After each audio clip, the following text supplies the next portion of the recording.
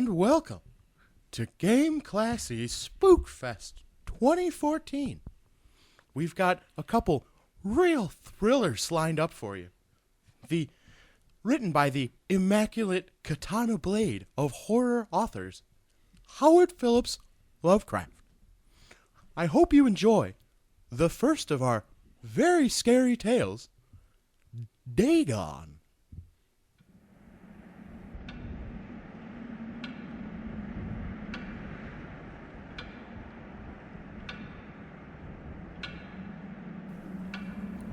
I am writing this under an appreciable mental strain, since by tonight I shall be no more. Penniless and at the end of my supply of the drug which alone makes life endurable. I can bear the torture no longer, and shall escape myself from this garret window into the squalid street below. Do not think from my slavery to morphine that I am a weakling or a degenerate. When you have read these hastily scrawled pages, you may guess, you'll never fully realize why it is that I must have forgetfulness or death.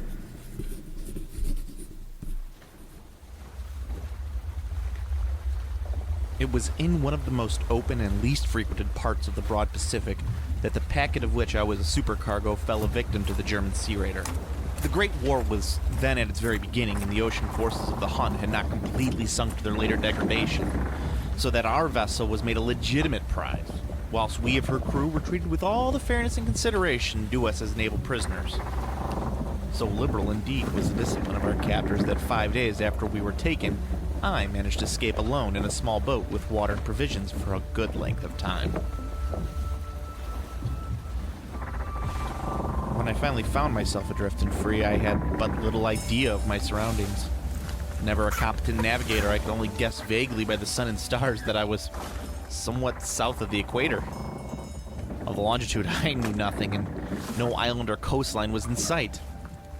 The weather kept fair, and for uncounted days I drifted aimlessly beneath the scorching sun, waiting either for some passing ship or to be cast on the shores of some habitable land. But neither ship nor land appeared, and I began to despair in my solitude upon the heaving vastness of unbroken blue. The change happened whilst I slept. Its details I shall never know, for my slumber, though troubled and dream-infested, was continuous. When at last I awakened, it was to discover myself half sucked into a slimy expanse of hellish black mire, which extended about me in monotonous undulations as far as I could see, and in which my boat lay grounded some distance away. Though one might well imagine that my first sensation would be of wonder at so prodigious and unexpected a transformation of scenery, I was in reality more horrified than astonished. For there was in the air and in the rotting soil a sinister quality of which chilled me to the very core. The region was putrid with the carcasses of decaying fish and of other less describable things which I saw protruding from the nasty mud of the unending plain. Perhaps I should not try to convey in mere words the unutterable hideousness that can dwell in absolute silence and barren immensity. There was nothing within hearing, and nothing in sight save a vast reach of black slime. Yet the very completeness of the stillness and the homogeneity of the landscape oppressed me with a nauseating fear.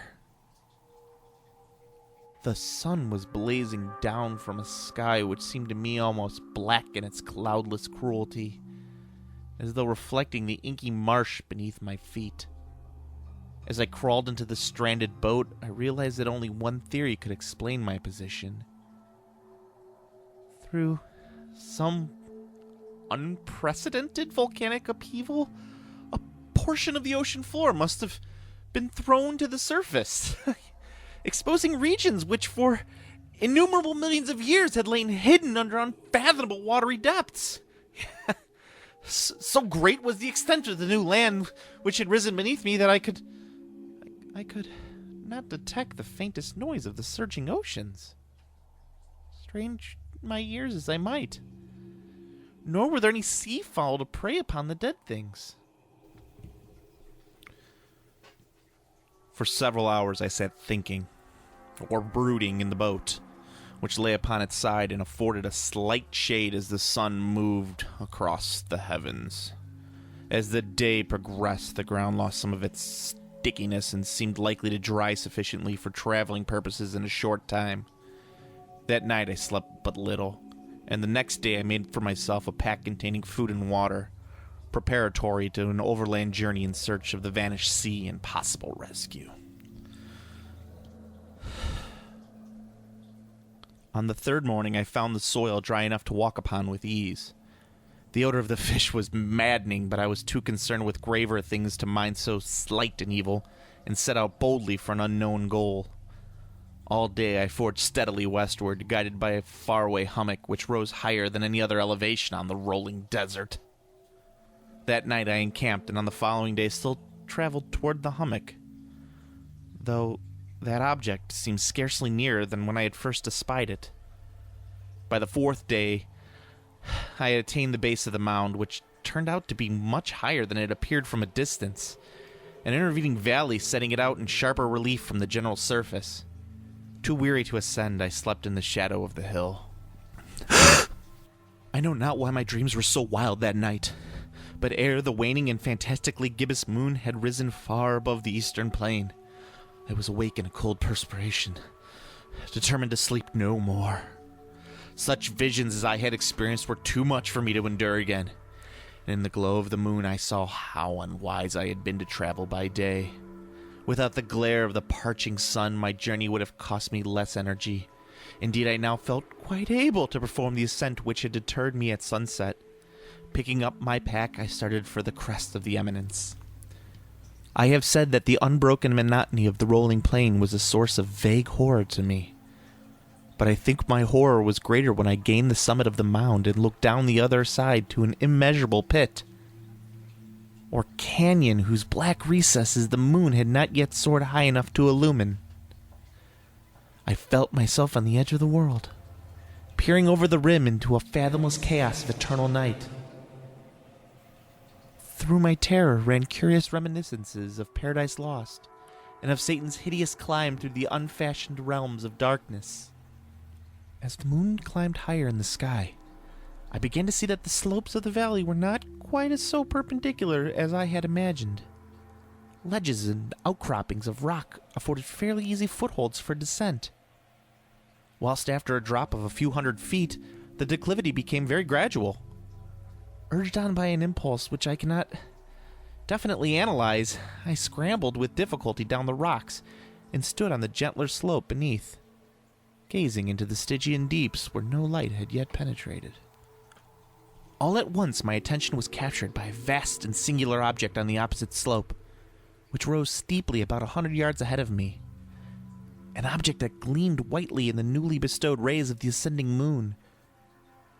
That it was merely a gigantic piece of stone, I soon assured myself, but I was conscious of a distinct impression that its contour and position were not altogether the work of nature. A closer scrutiny filled me with a sensation that I could not express, for despite its enormous magnitude and its position in an abyss which had yawned at the bottom of the sea since the world was young, I perceived beyond a doubt that the strange object was a well-shaped monolith, whose massive bulk had known the workmanship and perhaps the worship of living and thinking creatures. Dazed and frightened, yet not without a certain thrill of scientist or archaeologist delight, I examined my surroundings more closely. The moon, now near the zenith, showed weirdly and vividly above the towering steeps that hemmed in the chasm, and revealed the fact that a far-flung body of water flowed at the bottom, winding out of sight in both directions and almost lapping at my feet as I stood on the slope. Across the chasm, the wavelets washed the base of the Cyclopean monolith, on whose surface I could now trace both inscription and crude sculptures. The writing was in a system of hieroglyphics unknown to me, and unlike anything I had seen in books, consisting for the most part of conventionalized aquatic symbols such as fishes, eels, octopi, crustaceans, mollusks, whales, and the like. Several characters obviously represented marine things that are unknown to the modern world, but whose decomposing forms I had observed on the ocean-risen plain. It was the pictorial carving, however, that did the most to hold me spellbound. Plainly visible across the intervening water on account of their enormous size were an array of bas-reliefs whose subjects would have excited the envy of a Deray. I think that these things were supposed to depict men. At least, a certain sort of men. Though the creatures were shown disporting like fishes in the waters of some marine grotto or paying homage at some monolithic shrine which appeared to be under the waves as well. Of their faces and forms I dare not speak in detail, for the mere remembrance makes me grow faint. Grotesque beyond the imagination of a Poe or a Bulwer, they were damnably human in general outline, despite webbed hands and feet, shockingly wide and flabby lips, glassy and bulging eyes, and other features less pleasant to recall. Curiously enough, they seem to have been chiseled badly, out of proportion with their scenic background, for one of the creatures was shown in the act of killing a whale, represented as but little larger than himself. I remarked, as I say, their grotesqueness and strange size, but in a moment decided that they were merely the imaginary gods of some primitive fishing or seafaring tribe, some tribe whose last descendant had perished eras before the first ancestors of the Piltdown or Neanderthal man were born. Awestruck at this unexpected glimpse into the past beyond the conception of the most daring anthropologist, I stood musing whilst the moon cast queer reflections on the silent channel before me. Then, suddenly I saw it! With only a slight churning to mark its rise to the surface, the thing slid into view above the dark waters. Vast, Polyphemus-like and loathsome, it darted like a stupendous monster of nightmares for the monolith, about which it flung its gigantic scaly arms, and while it bowed its hideous head, it gave vent to a certain measured sounds. I think I went mad then. Of my frantic ascent of the slope and cliffs, and of my delirious journey back to the stranded boat, I remember little. I believe I sang a great deal, and laughed oddly when I was unable to sing. I have indistinct recollections of a great storm sometime after I reached the boat. At any rate, I know that I heard peals of thunder and other tones which nature utters only in her wildest moods. When I came out of the shadows, I was in a San Francisco hospital, brought thither by the captain of an American ship which had picked up my boat in mid-ocean. In my delirium I had said much, but found that my words had been given scant attention. Of any land upheaval in the Pacific my rescuers knew nothing, nor did I deem it necessary to insist upon a thing I knew they could not believe. Once I sought out a celebrated ethnologist, and amused him with particular questions regarding the ancient Philistine legend of Dagon, the fish god, but soon perceived that he was hopelessly conventional. I did not press my inquiries.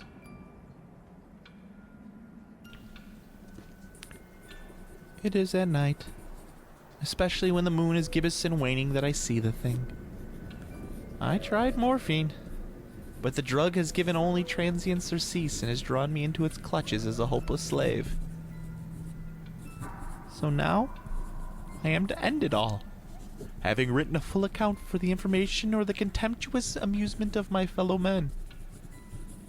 Often I ask myself if it could not all have been a pure phantasm, a mere freak of fever as I lay sun-stricken and raving in the open boat after my escape from the German man-o'-war. This I ask myself. But ever there comes before me a hideously vivid vision in reply. I cannot think of the deep sea without shuddering at the nameless things that may at this very moment be crawling and floundering on its slimy bed, worshipping their ancient stone idols and carving their own detestable likenesses on submarine obelisks of water-soaked granite. I dream of a day when they may rise above the billows to drag down in reeking talons the remnants of puny war-exhausted mankind. Of a day when the land shall sink and the dark ocean floor shall ascend amidst universal pandemonium.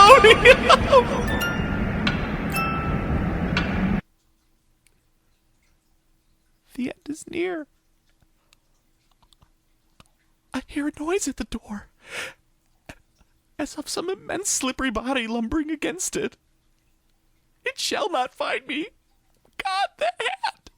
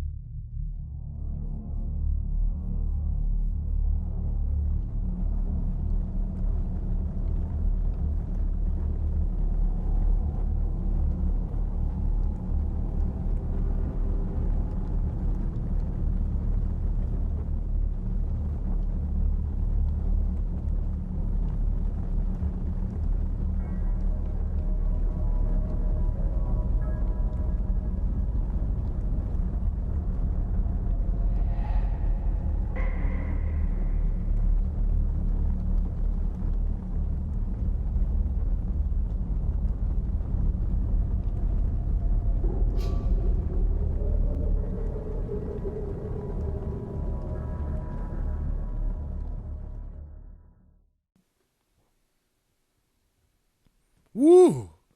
Wasn't that chilling? I could feel the grip of my katana blade twitching with anticipation. However, if a gigantic fish beast approached me, I would slice him in twain with merely one slash of my katana. Yeah, you would totally defeat him, Shogun. It would be no problem. Thank you, Court Wizard. Now, without any further delay, I'd like to introduce our next spooky story, The Outsider.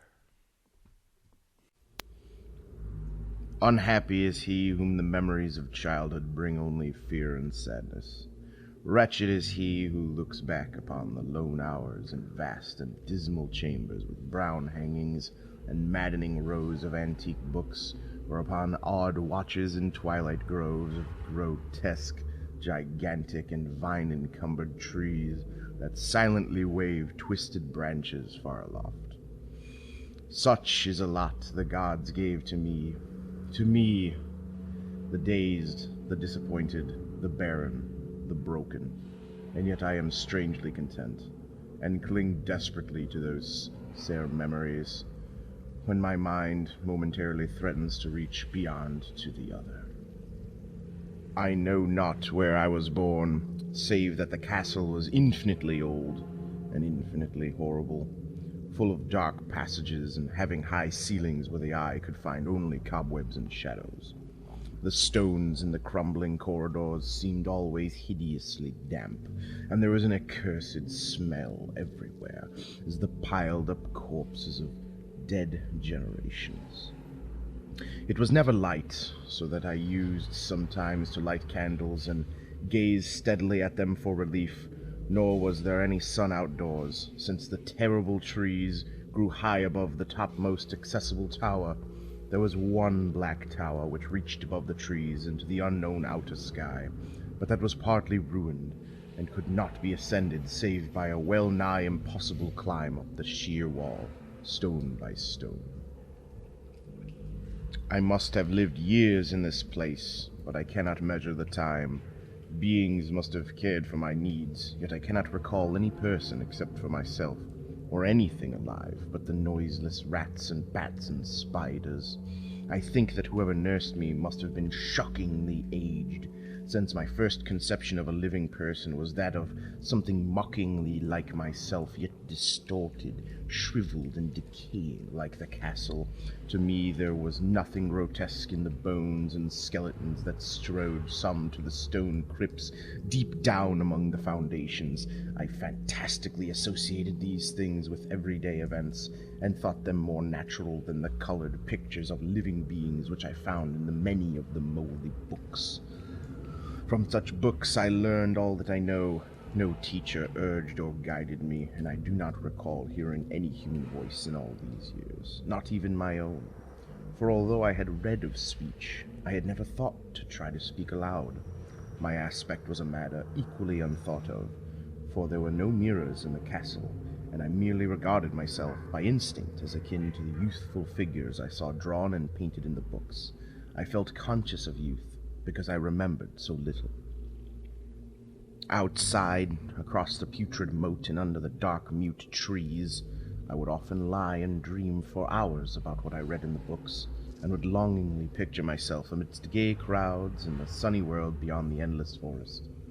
Once, I tried to escape from the forest, but I went as far as from the castle as the shade grew denser and the air more filled with brooding fear, so that I ran frantically back, lest I lose my way in a labyrinth of nighted silence.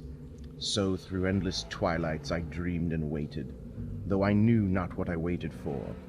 Then in the shadowy solitude my longing for light grew so frantic I could rest no more, and I lifted entreating hands to the single black ruined tower that reached above the forest into the unknown outer sky, and I at last resolved to scale that tower, fall though I might, since it were better to glimpse the sky and perish than to live without ever beholding day. In the dank twilight I climbed the worn and aged stone stairs till I reached the level where they ceased, and thereafter clung perilously to small footholds leading upward. Ghastly and terrible was that dead, stairless cylinder of rock, black, ruined, and deserted, and sinister with startled bats with wings that made no noise. But more ghastly and terrible still was the slowness of my progress. For climb as I might, the darkness overhead grew no thinner, and a new chill as of haunted and venerable mold assailed me. I shivered as I wondered why I did not reach the light, and would have looked down had I dared. I fancied that night had come suddenly upon me, and vainly groped with one free hand for a window embrasure, that I might peer out alone and try to judge the height I had attained. All at once, after an infinity of awesome, sightless crawling up that concave and desperate precipice, I felt my head touch a solid thing, and I knew I must have gained the roof, or at least some kind of floor. In the darkness I raised my free hand and tested the barrier, finding it stone and immovable. Then came a deadly circuit of the tower, clinging to whatever holds the slimy wall could give. Till finally my testing hand found the barrier yielding, and I turned upward again, pushing the slab or door with my head as I used both hands in my fearful ascent. There was no light revealed above, and as my hands went higher, I knew that my climb was for the nonce ended, since the slab was the trap-door of an aperture leading to the level of stone surface of greater circumference than the lower tower. No doubt the floor of some lofty and capricious observation chamber. I crawled through carefully, and tried to prevent the heavy slab from falling back into place, but failed in the latter attempt. As I lay exhausted on the stone floor, I heard the eerie echoes of its fall, but hoped when necessary to pry it open again. Believing I was now at a prodigious height, far above the accursed branches of the wood, I dragged myself up from the floor and fumbled about for windows, that I might look for the first time upon the sky, and the moon and stars of which I had read. But on every hand I was disappointed, since all that I found were vast shelves of marble, bearing odious oblong boxes of disturbing size. More and more I reflected, and wondered what horrid secrets might abide in this high apartment so many aeons cut off from the castle below. Then unexpectedly my hands came upon a doorway, where hung a portal of stone, rough with strange chiseling.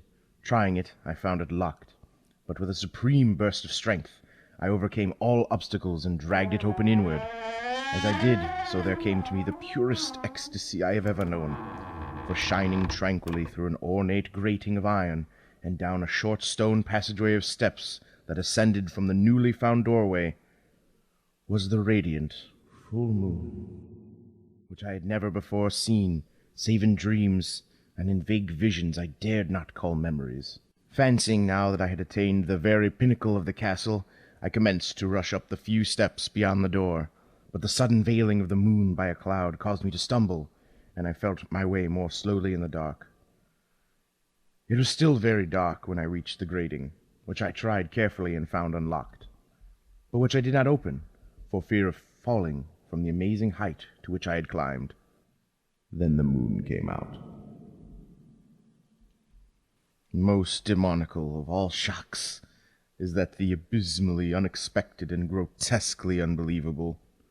Nothing I had before undergone could compare in terror with what I now saw, with the bizarre marvels that sight implied. The sight itself was as simple as it was stupefying, for it was merely this. Instead of a dizzying prospect of treetops seen from a lofty eminence, there stretched around me on a level through the grating nothing less than the solid ground, decked and diversified by marble slabs and columns, and overshadowed by an ancient stone church, whose ruined spire gleamed spectrally in the moonlight. Half unconscious, I opened the grating and staggered out upon the white gravel path that stretched away in two directions. My mind, stunned and chaotic as it was, still held the frantic craving for light, and not even the fantastic wonder which had appeared could stay my course. I neither knew nor cared whether my experience was insanity, dreaming, or magic, but was determined to gaze on brilliance and gaiety at any cost. I knew not who I was, or what my surroundings might be, though as I continued to stumble along, I became conscious of a kind of fearsome, latent memory that made my progress not wholly fortuitous. I passed under an arch out of that region of slabs and columns, and wandered through the open country, sometimes following the visible road, but sometimes leaving it curiously to tread across meadows, where only occasional ruins bespoke the ancient presence of a forgotten road. Once I swam across a swift river, where crumbling mossy masonry told of a bridge long vanished. Over 2 hours must have passed before I reached what seemed to be my goal, a venerable ivied castle in a thickly wooded park, maddeningly familiar, yet full of perplexing strangeness to me. I saw that the moat was filled in, and that some of the well-known towers were demolished, whilst new wings existed to confuse the beholder. But what I observed with chief interest and delight were the open windows, gorgeously ablaze with light and sending forth sound of the gayest revelry. Advancing to one of these, I looked in and saw an oddly dressed company indeed, making merry, and speaking brightly to one another. I had never seemingly heard human speech before, and could guess only vaguely what was said. Some of the faces seemed to hold expressions that brought up incredibly remote recollections. Others were utterly alien. I now stepped through the low window into the brilliantly lighted room, stepping as I did so from my single bright moment of hope to my blackest convulsion of despair and realization. The nightmare was quick to come, for as I entered, there occurred immediately one of the most terrifying demonstrations I had ever conceived. Scarcely had I crossed the sill when there descended upon the whole company a sudden and unheralded fear of hideous intensity, distorting every face and evoking the most horrible screams from nearly every throat. Flight was universal, and in the clamoring panic several fell in a swoon and were dragged away by their madly fleeing companions. Many covered their eyes with their hands and plunged blindly and awkwardly into their race to escape, overturning furniture and stumbling against the walls before they managed to reach one of the many doors. The cries were shocking, and as I stood in the brilliant apartment alone and dazed, listening to the vanishing echoes, I trembled at the thought of what might be lurking near me unseen. At a casual inspection the room seemed deserted, but when I moved towards one of the alcoves, I thought I detected a presence there, a hint of motion beyond the golden arched doorway, leading to another and somewhat similar room. As I approached the arch, I began to perceive the presence more clearly, and then, with the first and last sound I ever uttered, a ghastly ululation that revolted me almost as poignantly as its noxious cause, I beheld in full, frightful vividness, the inconceivable, indescribable, and unmentionable monstrosity which had by its simple appearance changed a merry company to a herd of delirious fugitives. I cannot even hint what it was like, for it was a compound of all that is unclean, uncanny, unwelcome, abnormal, and detestable. It was the ghoulish shade of decay, antiquity, and desolation, the putrid, dripping eidolon of unwholesome revelation, the awful bearing of that which this merciful earth should always hide. God knows it was not of this world, or no longer of this world, yet to my horror I saw in its eaten away and bone-revealing outlines a leering, abhorrent travesty on the human shape, and in its mouldy, disintegrating apparel an unspeakable quality that chilled me even more. I was almost paralyzed, but not too much so to make a feeble effort towards flight, a backward stumble which failed to break the spell in which the nameless, voiceless monster held me. My eyes, bewitched by the glassy orbs which stared loathsomely into them, refused to close, though they were mercifully blurred, and shewed the terrible object but indistinctly after the first shock. I tried to raise my hand to shut out the sight, yet so stunned were my nerves that my arm could not fully obey my will. The attempt, however, was enough to disturb my balance, so that I had to stagger forward several steps to avoid falling. As I did so, I became suddenly and agonizingly aware of the nearness of the carrion thing, whose hideous, hollow breathing I half fancied I could hear. Nearly mad, I found myself yet able to throw out a hand to ward off the fetid apparition which pressed so close, when in one cataclysmic second of cosmic nightmarishness and hellish accident, my fingers touched the rotting, outstretched paw of the monster beneath the golden arch. I did not shriek, but all the fiendish ghouls that ride the night wind shrieked for me, as in that same second there crashed down upon my mind a single feeling and fleeting avalanche of soul-annihilating memory. I knew in that second all that had been. I remembered beyond the frightful castle and the trees, and recognized the altered edifice in which I now stood. I recognized, most terrible of all, the unholy abomination stood leering before me, as I withdrew my sullied fingers from its own. But in the cosmos there is balm as well as bitterness, and that balm is nepenthe. In the supreme horror of that second, I forgot what had horrified me, and the burst of black memory vanished in a chaos of echoing images. In a dream, I fled from that haunted and accursed pile, and ran swiftly and silently in the moonlight. When I returned to the churchyard place of marble and went down the steps, I found the stone trapdoor immovable. But I was not sorry, for I had hated the antique castle and the trees. Now I ride with the mocking and friendly ghouls on the night wind, and play by day amongst the catacombs of Nephrin Ka in the sealed and unknown valley of Hadath by the Nile. I know that light is not for me, save that the moon over the rock tombs of Neb, nor any gaiety save the unnamed feats of Nyctoris beneath the Great Pyramid. Yet in my new wildness and freedom, I almost welcome the bitterness of alienage.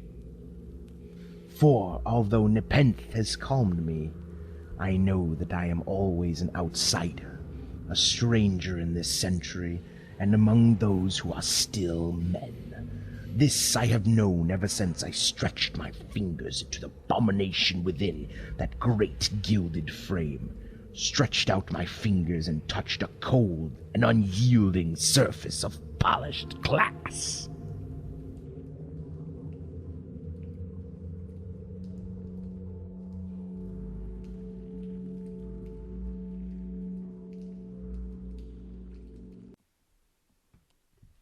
Whoa! Terrifying indeed. Sometimes you find that when there's a spooky in the story, it actually turns out that you're the spooky of the story. But not me. I've got my wakizashi and my naginata ready to match wits and blades with any zombie that might approach. Thank you for listening to the Game Classy Spookfest 2014. We'll see you next time, brave warriors. Game Classy.